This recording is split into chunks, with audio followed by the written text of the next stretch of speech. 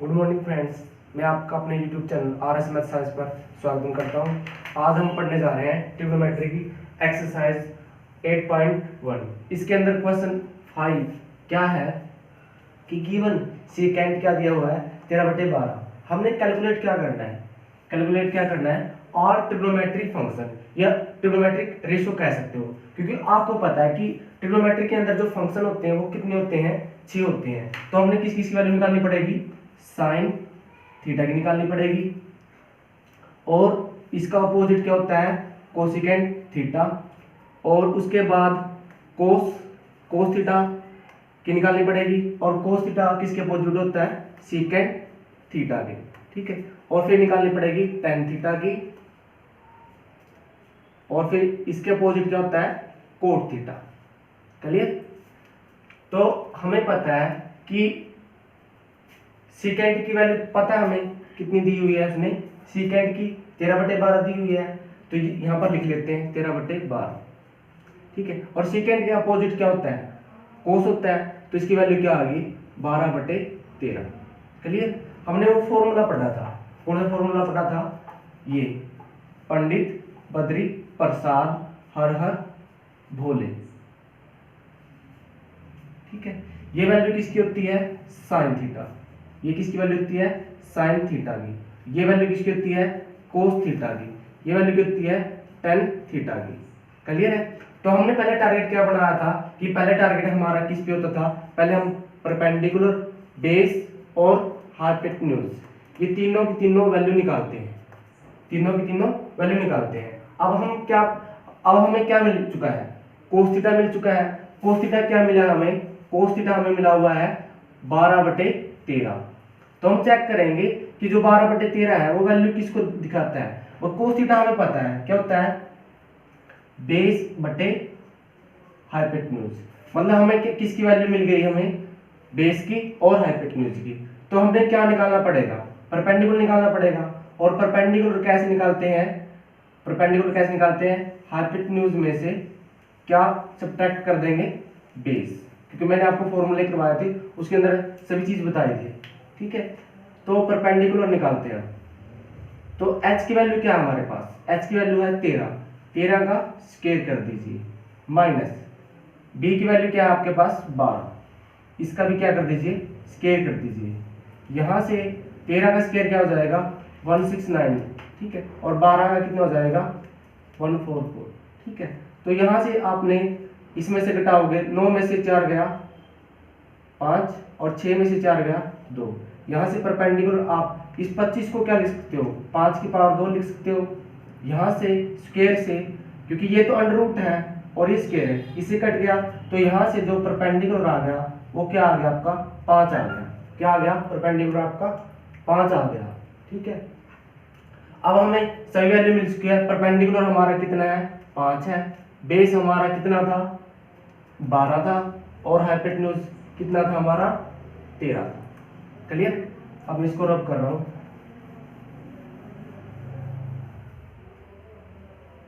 देखो अब हमें साइन थीटा निकालना है। साइन थीटा कैसी वैल्यू उठाता है, साइन थीटा उठाता है परपेंडिकुलर बटे हाइपोटेन्यूज।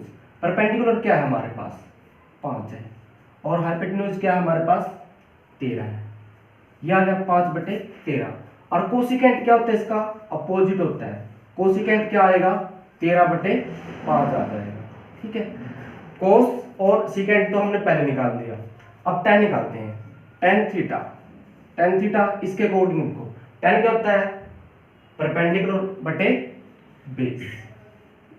परपेंडिकुलर की वैल्यू क्या है, परपेंडिकुलर की वैल्यू हमने निकाली थी 5, और बेस क्या था हमारा, बेस की वैल्यू थी 12, तो 5/12, ठीक है। और कोट क्या होता है इसका अपोजिट, कोट क्या होगा 12/5। तो आपने एक फंक्शन से देखो, सीकेंट से कोस निकाला, और कोस से हमने क्या निकाला, फिर परपेंडिकुलर निकाला, ठीक है।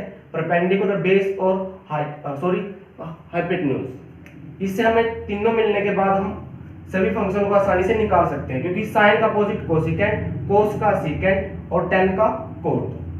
तो हम क्वेश्चन नंबर 6 करते हैं।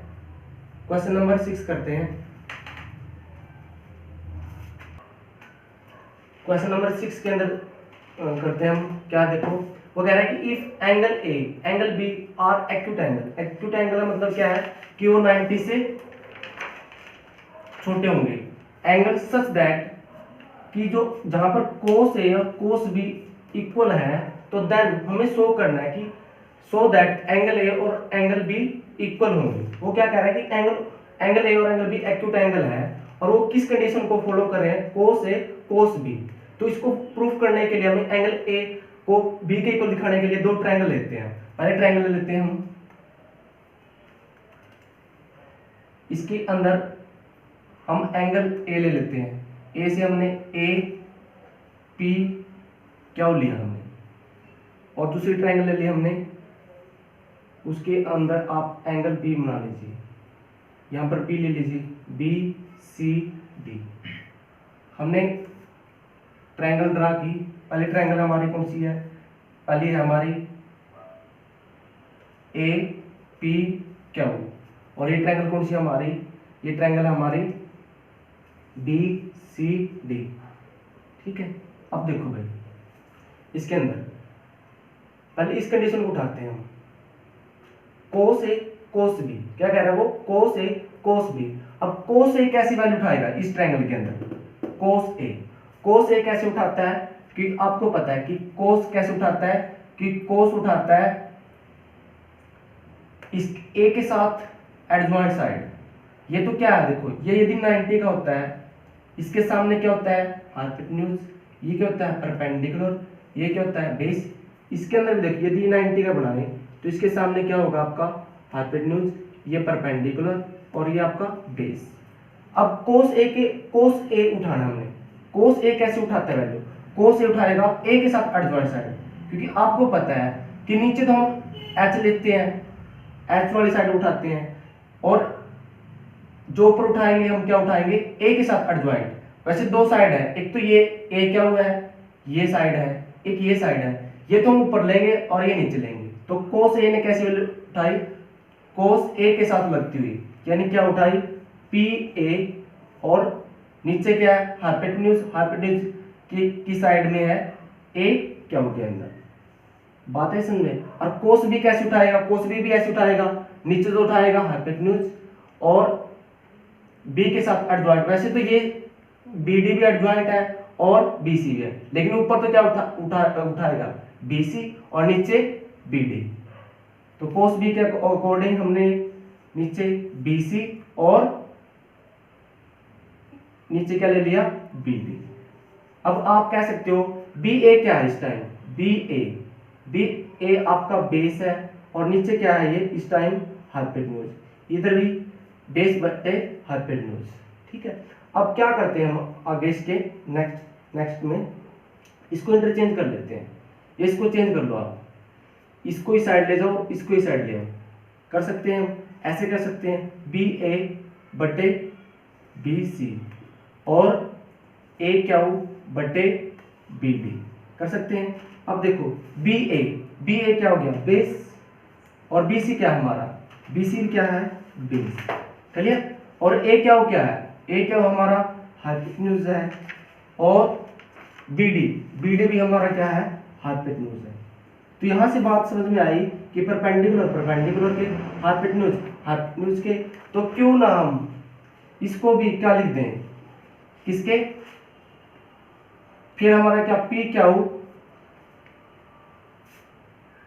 डीसी के इक्वल नहीं हो सकता, डीसी के इक्वल हो सकता ना, तो हम कह सकते हैं कि परपेंडिकुलर भी परपेंडिकुलर के इक्वल हो गया। तो हम कह सकते हैं जो ट्रायंगल है, triangle A P Q is congruent इसके बी सी डी के बाय नियम कौन सा, साइड साइड साइड। कॉन्ग्रुएंट किसके कारण हुई है, ये साइड, क्योंकि ये साइड इस साइड के इक्वल है, और ये साइड इसके है, ये साइड इसके है, क्योंकि परपेंडिकुलर के हाइपोटेन्यूज के बेस के। तो इस तरह से कह सकते हैं जब ये तीनों साइड इसकी इक्वल है, ये साइड इसके है, ये साइड इसके है, ये साइड इसके है, तो हम कह सकते हैं कि जो एंगल ए है वो एंगल बी के इक्वल होगा। इससे हमने प्रूफ कर दिया कि एंगल ए एंगल बी के इक्वल होगा। और ये हमने जो ट्रायंगल कॉन्ग्रुएंट दिखाई वो किससे, साइड साइड साइड से, ठीक है।